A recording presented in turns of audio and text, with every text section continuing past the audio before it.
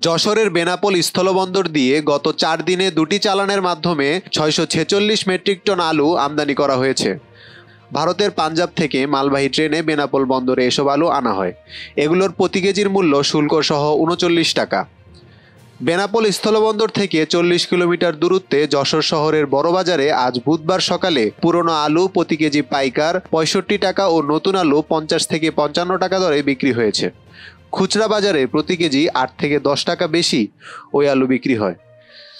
ভারত থেকে আলু আমদানির প্রভাব খুচরা বাজারে এখনো পড়েনি, তবে কৃষকের ক্ষেত থেকে নতুন আলু বাজারে আসতে শুরু করেছে। আগামী 1 সপ্তাহের মধ্যে আলুর দাম কমবে বলে জানিয়েছেন ব্যবসায়ীরা।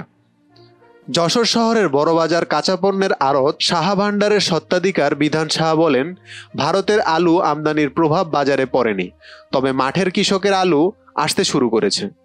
গত 2 দিনের তুলনায় আজ বাজার একটু নরম গেছে। নতুন আলুর ক্ষেত্রে কেজিতে 5 থেকে 10 টাকা কমেছে। আগামী 1 সপ্তাহের মধ্যে দাম আরও কমবে বলে আশা করছি।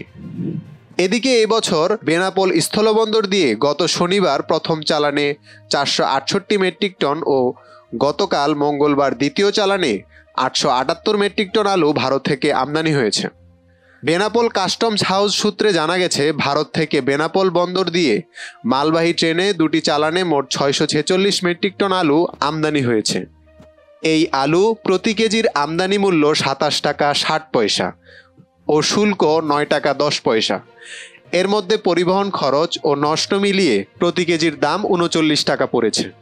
চাঁপাইনবাবগঞ্জের আমদানিকারক প্রতিষ্ঠান সাজ্জাদ এন্টারপ্রাইজ এই আলু আমদানি করে।